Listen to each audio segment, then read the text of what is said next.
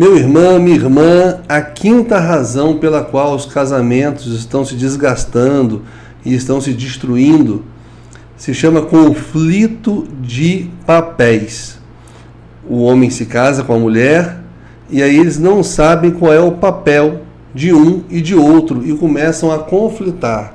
E um começa a cobrar do outro. Se tem uma coisa que causa desgaste emocional dentro do relacionamento conjugal, é o tal da cobrança. Sempre quando eu vejo algum amigo meu cobrando coisas da esposa, ou a esposa cobrando coisas do marido, eu falo, gente, para de cobrar. Não cobre. Ninguém é juiz e dono do outro para achar que tem o direito de fazer com que o outro haja da maneira como ele quer. Já casou com a pessoa sabendo como ele era. Normalmente é assim. Está cobrando o quê? Então é uma injustiça você cobrar, achar que o outro tem que fazer aquilo que você imaginou, idealizou da pessoa. Você casa achando que casou com um príncipe encantado. Chega na hora, vê que não é o príncipe encantado, e aí começa a cobrar que o sujeito seja da maneira que você idealizou. Isso beira a loucura, a insanidade. E eu vejo que isso é uma das razões pelas quais os casamentos estão se desgastando. Mas é importante a gente entender a construção desse relacionamento, como é que isso tem sido hoje em dia, porque antigamente esse conflito de papéis ele não existia. Isso estava muito bem definido na sociedade. O homem sabia qual era o papel dele e a mulher sabia qual era o papel dela. Então não dava problema. Nós tínhamos, até o século passado, início do século passado, um modelo patriarcal do século IV depois de Cristo até o início do século passado. Vários séculos, um modelo patriarcal onde o homem ele era o cabeça e a mulher, o papel dela não era nem secundário, ela simplesmente era inexistente. Toda a responsabilidade era do homem, o homem mandava em tudo, em todas as circunstâncias. A mulher não tinha qualquer voz dentro do relacionamento conjugal, da família, muito menos na igreja, muito menos na sociedade. Então era um modelo patriarcal. Esse modelo era um modelo bíblico? Não é. A Bíblia não ensina isso. Não ensina isso. Essa é uma interpretação muito equivocada, é uma compreensão muito equivocada do que a Bíblia ensina sobre o papel do homem e o papel da mulher.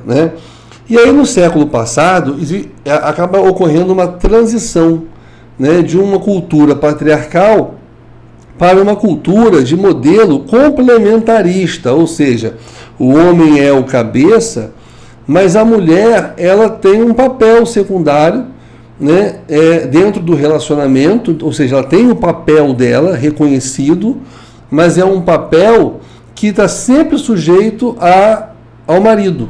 Então ela cuida dos filhos. Na verdade, quem vai definir esse papel é o próprio homem. O homem é que vai definir qual é o papel da mulher. E na igreja, a mesma coisa.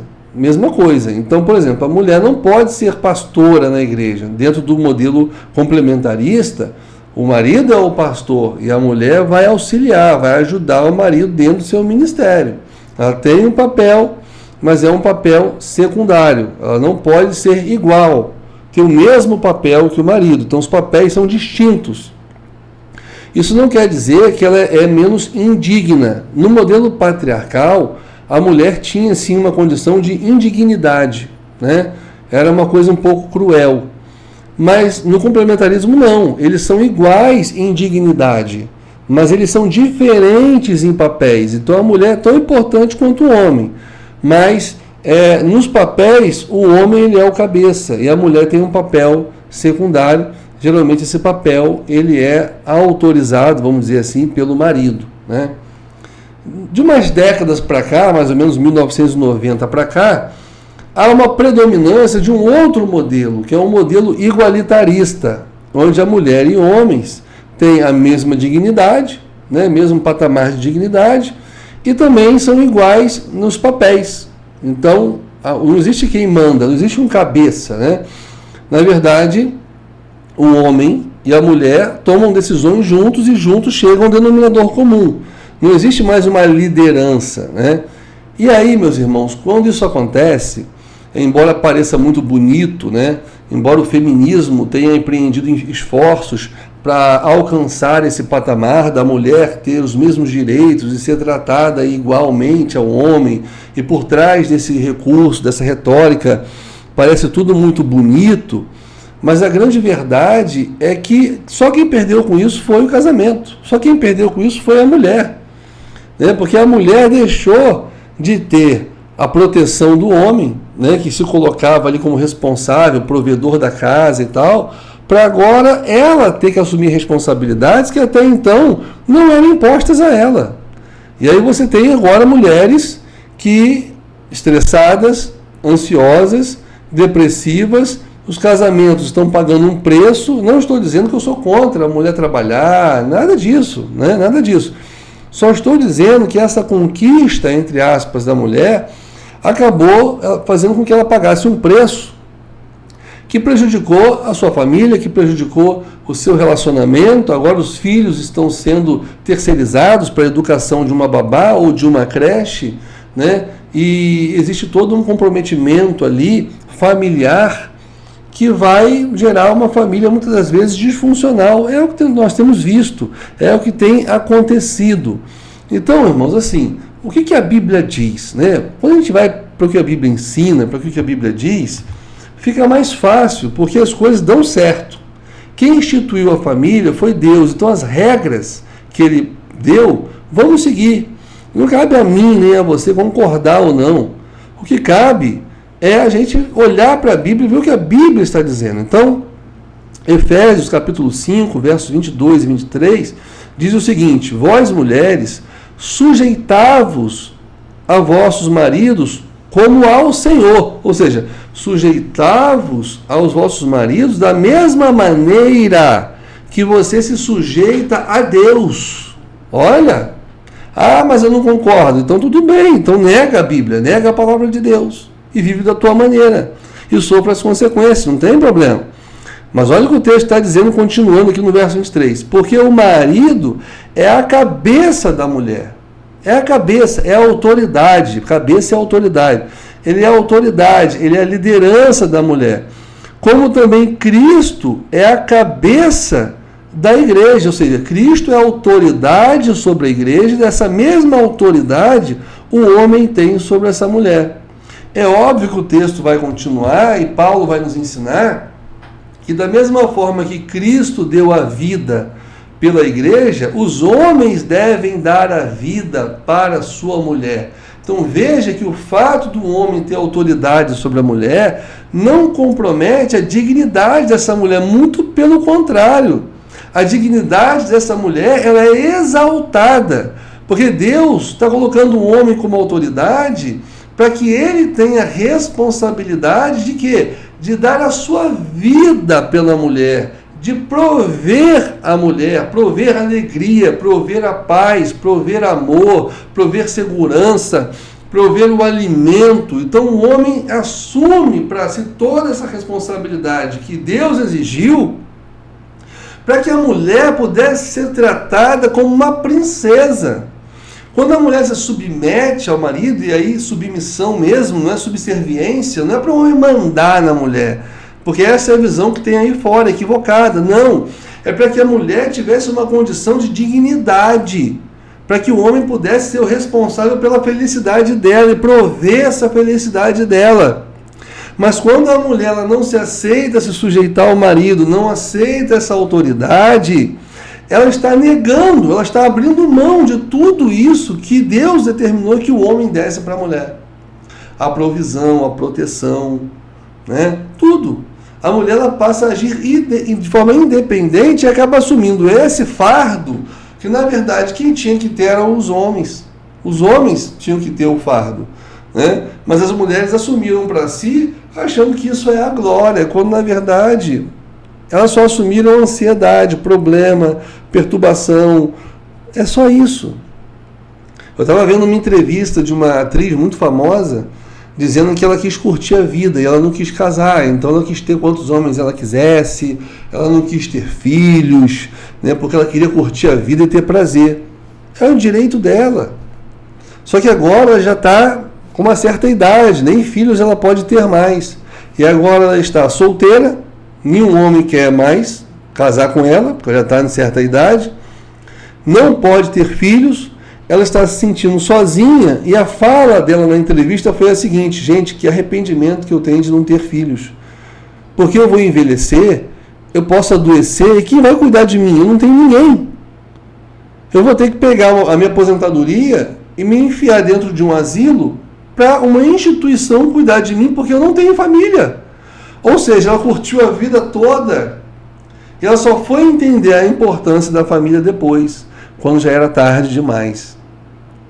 Então essa mentalidade que as mulheres estão nutrindo hoje é uma mentalidade que irão destruí-las e que não agregam ao casamento. A melhor coisa é seguir o que está na Bíblia. Então, obviamente, que a mulher, quando olhar para o seu pretendente, não vai escolher um homem que não tenha moral. Porque como é que você vai se sujeitar a um homem que não tem moral? Começa por aí, o problema começa por aí.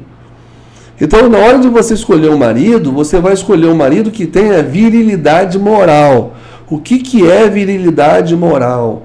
É coragem, senso de autorresponsabilidade e antifragilidade. São essas três características. Toda liderança na Bíblia, todos os homens que Deus escolheu para exercer liderança e autoridade, eram homens que têm virilidade moral, ou seja, coragem para empreender, para correr atrás do pão de cada dia, para fazer as coisas acontecerem. Esse é um homem. Antifragilidade, ou seja, não é um homem fraco. Não estou falando de músculo não, irmão. Porque tem gente que é bombado, mas é frouxo. Estou falando o cara que tem antifragilidade emocional, tem resiliência, aguenta pedrada, aguenta sofrer. Se tiver que trabalhar 24 horas, vai trabalhar para trazer o sustento. Se tiver que enfrentar um leão, vai enfrentar para dar a vida pela esposa e pelos filhos. É isso que eu estou falando que é antifragilidade. O homem que é um líder, o cabeça, tem que ter isso aí. E senso de autorresponsabilidade, ou seja, ele tem que entender que ele é o provedor, que ele é responsável pela alegria da sua casa, pela paz da sua casa, pelo bem-estar da sua família. Ele é o responsável. Se o homem não tem essa característica, não case, porque você vai se frustrar, você não vai ter admiração por esse homem. Você vai ter embates, você vai começar a cobrar coisas dele, vai ter um desgaste emocional muito grande.